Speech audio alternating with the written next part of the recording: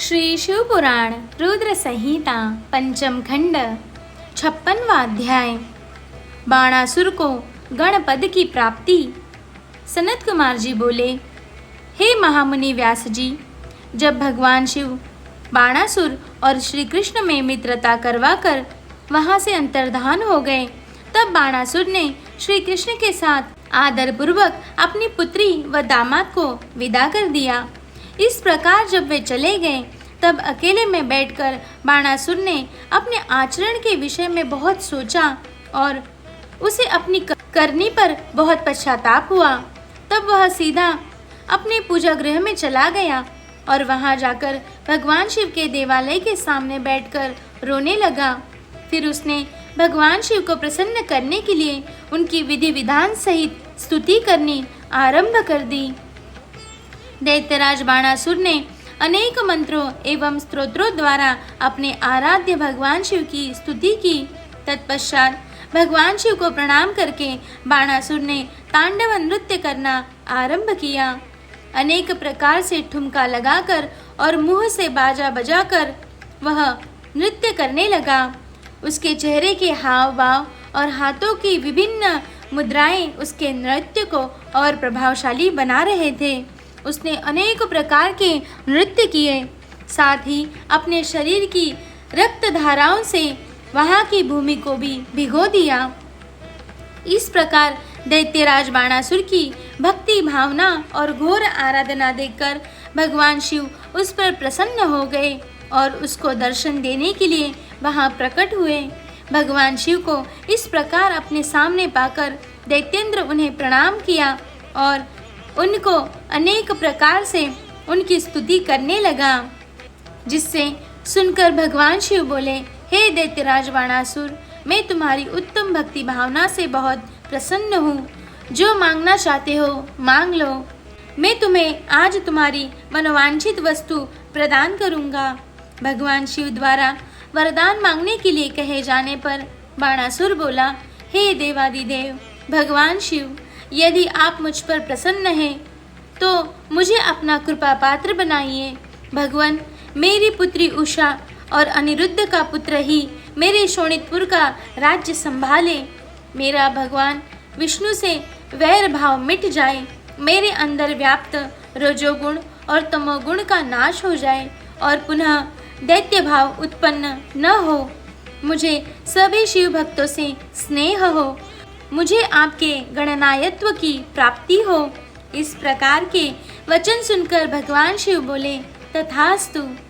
बाणासुर, तुम्हें निश्चय ही मेरे गणनायक पद की प्राप्ति होगी, तुम्हारी सभी इच्छाएं अवश्य पूरी होंगी। यह कहकर भगवान शिव वहां से अंतर्धान हो गए। शिवजी के प्रसाद से बाणासुर ने महाकाल तत्व प्राप्त किया, जिसे पाकर वह बड़ा प्रसन्न हुआ। श्री शिव पुराण रुद्र संहिता पंचम खंड 57वां अध्याय। गजासुर की तपस्या एवं वध। सनत कुमार जी बोले, हे व्यास जी, अब मैं आपको भगवान शशिमौली द्वारा दानवराज गजासुर के संहार की कथा सुनाता हूँ। गजासुर महिषासुर का पुत्र था। जब गजासुर को यह पता चला कि देवताओं के हितों की रक्षा करने के लिए उसके पिता महिषासुर का वध कर दिया है, तब उसे देवताओं पर बड़ा क्रोध आया। तब गजासुर ने देवताओं से इसका बदला लेने के लिए घोर तपस्या करनी आरंभ कर दी। काफी समय तक गजासुर ब्रह्मा जी को प्रसन्न करने हेतु तप करता रहा, परंतु ब्रह्मा जी वहां प्रकट नहीं हुए। इधर दूसरी ओर उसके तप की ज्वाला धधकती जा रही थी, जिससे देवता चिंतित हो उठे। गजासुर की तपस्या से दग्ध होकर सभी देवता ब्रह्मा जी की शरण में गए और उन्हें गजासुर की तप की अग्नि से जलने की बात बताई। तब ब्रह्मा जी गजासुर को वरदान देने के लिए गए। गजासुर ने ब्रह्मा जी की स्तुति कर उनसे महाबली और अजेय होने का वरदान प्राप्त किया। तत्पश्चात ब्रह्मा जी ने उसे वर देकर वहां से अंतर्धान हो गए। ब्रह्मा जी से अपना मनचाहा वरदान पाकर गजासुर प्रसन्नतापूर्वक अपने स्थान को आ गया। वरदान पाकर वह गर्वित महसूस कर रहा था। उसने चारों दिशाओं में अपने राज्य का विस्तार करना आरंभ कर दिया था। उसने तीनों लोकों सहित देवता, असुरों, मनुष्यों एवं इंद्रादि तथा सब गंधर्वों को जीतकर उनके तेज का हरण कर लिया। उसने सभी को बहुत परेशान किया। पृथ्वी पर रहने वाले सभी ऋषि मुनियों, तपस्वियों, साधु संतों और ब्राह्मणों को गजासुर दुख देने लगा तथा उनके कार्यों में बाधा डालने लगा। इस प्रकार गजासुर अपना राज्य फैलाता जा रहा था। एक बार वह भगवान शिव की प्रिय नगरी काशी में जाकर वहां सबको सताने लगा। तब सभी देवता मिलकर भगवान शिव के पास गए और उनसे हाथ जोड़कर प्रार्थना करने लगे। हे भक्तवत्सल, हे कृपानिधान, उस गजासुर नामक दैत्य से हमारी रक्षा करें। देवताओं की प्रार्थना मानकर भगवान शिव सबकी रक्षार्थ अपना त्रिशूल लेकर गजासुर का वध करने के लिए पहुँचे। तब भगवान शिव और दैत्यराज गजासुर में बड़ा भयानक युद्ध हुआ। वह तलवार लेकर शिवजी पर झपटा। शिवजी त्रिशूल द्वारा उस पर प्रहार करने लगे। अंत में देवादिदेव भगवान शिव ने त्रिशूल का वार किया और उसे त्रिशूल के सहारे ऊपर उठा लिया। इस प्रकार जब त्रिशूल ने उसके शरीर को भेद दिया, तब अपना अंतिम समय निकट जानकर दैत्यराज गजासुर भगवान शिव की आराधना करने लगा और शिवजी को प्रसन्न करने हेतु उनकी स्तुति करने लगा। गजासुर बोला, हे महादेव, हे कल्याणकारी, हे भक्तवत्सल, आप तो सबके ईश्वर हैं, देवों के देव महादेव हैं। आप सदा अपने भक्तों की रक्षा करते हैं और सदा अपने भक्तों के अधीन रहते हैं। आप सबका कल्याण करने वाले तथा सबके कष्टों का निवारण करने वाले हैं। आप निर्गुण निराकार हैं। सब शरणागतों की रक्षा कर आप उनकी इच्छाओं को पूरा करते हैं। इसीलिए देवादिदेव महादेव, ऐसे देवादिदेव भगवान शिव महादेव शिव को मैं प्रणाम करता हूँ। प्रभु, मुझ पर प्रसन्न होइए और मेरे कष्टों का निवारण कीजिए। दैत्यराज गजासुर की भक्ति भावना से की हुई उत्तम प्रार्थना को सुनकर भगवान शिव को बहुत प्रसन्नता हुई। वे बोले, दैत्येंद्र, मैं तुम पर प्रसन्न हूँ। जो चाहो मांग सकते हो। तुम्हारी मनोकामना मैं अवश्य पूरी करूँगा। भगवान शिव के ये वचनों को सुनकर गजासुर प्रसन्नतापूर्वक बोला, हे देवादिदेव भक्तवत्सल भगवान शिव, यदि आप सच में मेरी आराधना से प्रसन्न हुए हैं तो मेरी विनती स्वीकार करें। प्रभु, आपने अपने पवित्र त्रिशूल से मेरे शरीर को स्पर्श किया है, इसीलिए मैं यह चाहता हूँ कि मेरे शरीर का चर्म आप धारण करें। भगवान, आप सदा मेरी खाल ही ओढ़ना धारण करें और आज से आप कृत्तिवासा नाम से विख्यात हो। भगवान शिव ने प्रसन्नतापूर्वक दैत्यराज गजासुर को उसका इच्छित वरदान प्रदान किया और बोले, हे गजासुर, तुम्हारे शरीर को आज मेरी प्रिय काशी नगरी में मुक्ति मिलेगी। तुम्हारा शरीर यहाँ मेरे ज्योतिर्लिंग रूप में स्थापित होगा और कृत्तिवासेश्वर नाम से जग प्रसिद्ध होगा। इसके दर्शन से मनुष्य को मुक्ति और मोक्ष की प्राप्ति होगी। यह कहकर भगवान शिव ने गजासुर के शरीर के चर्म ओढ़ लिया और कृत्तिवासेश्वर ज्योतिर्लिंग की स्थापना की, जिसके फलस्वरूप वहाँ काशी में बहुत बड़ा उत्सव हुआ। सब देवता बहुत प्रसन्न हुए। तत्पश्चात भगवान शिव वहाँ से अंतर्धान हो गए। श्री शिव पुराण रुद्र संहिता पंचम खंड 58वां अध्याय दुदुम्भी निरहाद का वध। सनत कुमार जी बोले, हे व्यास जी, अब मैं आपको भगवान शिव द्वारा दुदुम्भी निरहाद नामक दैत्य की वध की कथा बताता हूँ। जब भगवान श्री हरि विष्णु ने महाबली हिरण्याक्ष का वध किया, तब हिरण्याक्ष की माता दिति को बहुत दुख हुआ। तब देवताओं के घोर शत्रु दुदुम्बी निहाद ने दिति को अपने साथ मिला लिया और उनसे कहा कि देवताओं की ताकत को तभी कम किया जा सकता है जब उनकी पूजा करने वाले ब्राह्मणों को नष्ट कर दिया जाएगा। जब ब्राह्मण नष्ट हो जाएंगे तब यज्ञ नहीं होंगे, और जब यज्ञ नहीं होंगे तब देवताओं को भोजन नहीं मिलेगा तथा इस कारण वे निर्बल हो जाएंगे। यह विचार मन में करके वह दुष्ट फिर विचार करने लगा और तपस्या करने वाले ब्राह्मणों की खोज करने लगा। जब उन्हें यह ज्ञात हुआ कि काशी नगरी ब्राह्मणों की भूमि है, इसीलिए सर्वप्रथम हमें वहीं से अपना कार्य आरंभ करना चाहिए। वह दुदुम्बी निहाद नामक दैत्य कुशा और समिधा लेने वाले ब्राह्मणों को मारने लगा। वह नदियों और तालाबों में जलजीव बनकर छिप जाता तथा वहां स्नान करने आए साधुओं और तपस्वियों को वही मार देता तथा वनों में वनचर बनकर ब्राह्मणों का वध कर देता। रात में बाघ का रूप धारण करके वह ब्राह्मणों को खाने लगा। दिन में वह मुनियों की तरह ध्यान लगाकर मुनियों के बीच बैठ जाता था। इस प्रकार उस दुष्ट राक्षस ने बहुत सारे ब्राह्मणों का वध कर दिया।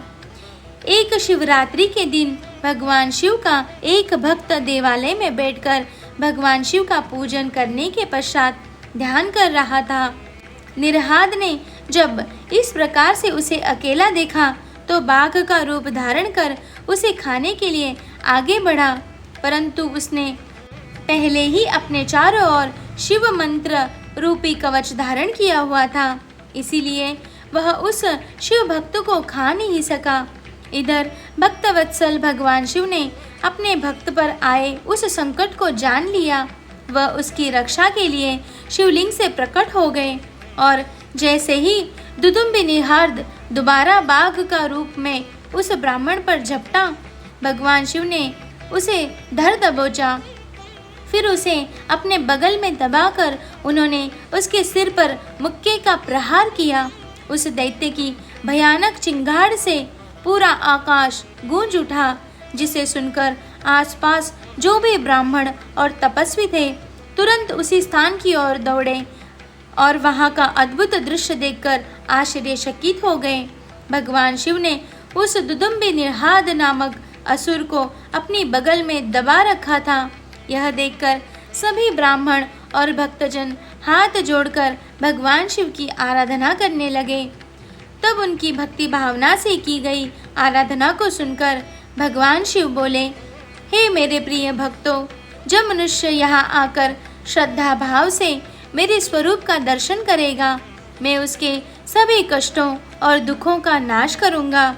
मेरे इस लिंग का स्मरण करने के पश्चात आरंभ किए गए हर कार्य में मनुष्य को सफलता मिलेगी। इस संसार में जो भी मनुष्य व्याघ्रेश्वर नामक उत्तम शिवलिंग के प्राकट्य के इस उत्तम चरित्र को स्वच्छ निर्मल मन एवं श्रद्धा भाव से सुनेगा, सुनाएगा, पढ़ेगा या पढ़ाएगा, उसकी सभी मनोकामनाएं अवश्य पूरी होंगी तथा उसके समस्त दुखों और कष्टों का नाश होगा। अंत में उस मनुष्य को मोक्ष की प्राप्ति होगी। भगवान शिव की उत्तम लीला से संबंधित यह कथा स्वर्ग, यश और आयु प्रदान करने वाली तथा वंश वृद्धि करने वाली है। श्री शिव पुराण रुद्र संहिता पंचम खंड 59वां अध्याय। विदल और उत्पल नामक दैत्यों का वध। सनत कुमार जी बोले, हे महामुनि वेद व्यास जी, अब मैं आपको विदल और उत्पल नामक दो महादैत्यों के विनाश की कथा सुनाता हूँ। विदल और उत्पल दोनों ने ब्रह्मा जी की कठोर तपस्या करके उनसे किसी भी पुरुष के हाथों से न मरने का वरदान प्राप्त कर लिया था। यह वरदान पाकर वे दोनों दैत्य अपने को महावीर, बलवान और पराक्रमी समझने लगे थे। तब उन्हें अपने पर बड़ा अभिमान हो गया और उन्होंने अपने बल से सारे ब्रह्मांड को जीतकर अपने वश में कर लिया। तत्पश्चात उन्होंने सब देवताओं को भी युद्ध में परास्त कर दिया और उनके स्वर्गलोक पर अधिकार कर लिया। सब देवताओं ने ब्रह्मा जी को अपनी व्यथा सुनाई। तब ब्रह्मा जी ने उन्हें आश्वासन दिया और समझाया कि आप देवी पार्वती सहित महादेव भगवान शिव की आराधना करें, वे ही आपके दुखों को दूर कर सकते हैं। आप सब उन्हीं के शरण में जाएं। भगवान भक्तवत्सल हैं, वे निश्चय ही आपका कल्याण करेंगे। तब ब्रह्मा जी की आज्ञा मानकर देवता शिव शिवा की जय जयकार करते हुए अपने अपने धाम को चले गए। एक दिन की बात है, देवर्षि नारद भगवान शिव की इच्छा से प्रेरित होकर विदल और उत्पल नामक दैत्यों के पास गए और वहां उन्होंने उन महादैत्यों से देवी पार्वती के रूप सौंदर्य की बहुत प्रशंसा की। उनके रूप की प्रशंसा सुनकर दैत्य काम से पीड़ित हो गए। उन्होंने अपने मन में देवी पार्वती का हरण करने के बारे में सोचा। इस बुरी भावना को मन में लिए वे दैत्य पार्वती जी को देखने के लिए चल दिए। एक बार जब देवी पार्वती अपनी सहेलियों के साथ गेंद से खेल रही थी, तब आकाश मार्ग से जाते समय उन दुराचारी दैत्यों की दृष्टि देवी पार्वती पर पड़ी गई। वे महादैत्य शिवगणों का रूप धारण कर उनके निकट पहुँचे। उनकी आंखों की चंचलता को देखकर भगवान शिव ने उन्हें तुरंत पहचान लिया। उन्होंने अलौकिक रीति से देवी पार्वती को भी इस बात का ज्ञान करा दिया कि वे शिवगण नहीं, राक्षस हैं। अपने आराध्य पति सर्वज्ञ शिव की बातों को देवी पार्वती ने समझ लिया। महादैत्यों को उनकी करने का फल चखाने के लिए देवी पार्वती ने सखियों के साथ खेलते खेलते इस प्रकार से गेंद घुमाकर मारी कि उसकी चोट से चक्कर खाकर विदल और उत्पल नामक दैत्य धरती पर इस प्रकार गिर पड़े जैसे तेज वायु के झोंके से लपटे हुए फल टपक कर धरती पर गिर जाते हैं। जिस प्रकार वज्र के प्रहार से बड़े बड़े शिखर पल भर में ही ढह जाते हैं, गिरते ही उनके प्राण पखेरु उड़ गए। इस प्रकार उत्पल और विदल नामक महादैत्यों का वध करने के पश्चात वह गेंद ज्योतिर्लिंग के रूप में परिणित हो गई। दुष्टों का नाश करने वाला वह लिंग कंदुकेश्वर नाम से विख्यात हुआ। यह लिंग ज्येष्ठेश्वर के निकट स्थित है। काशी में स्थित कंदुकेश्वर ज्योतिर्लिंग दुष्टों का नाश करने वाला तथा भोग और मोक्ष प्रदान करने वाला है तथा मनुष्य की सारे मनोकामनाओं को पूरा करता है। इस अनुपम कथा को सुनने अथवा पढ़ने से भय और दुख दूर हो जाते हैं तथा सुखों की प्राप्ति होती है और अंत में दिव्य गति की प्राप्ति होती है। ब्रह्मा जी बोले, हे मुनीश्वर, मैंने आपको समस्त मनोरथों को पूरा करने वाले रुद्र संहिता के युद्ध खंड को सुनाया है। यह शिव जी को प्रिय है और भक्ति और मुक्ति प्रदान करने वाला है। श्री रुद्र संहिता युद्ध खंड रुद्र संहिता समाप्त।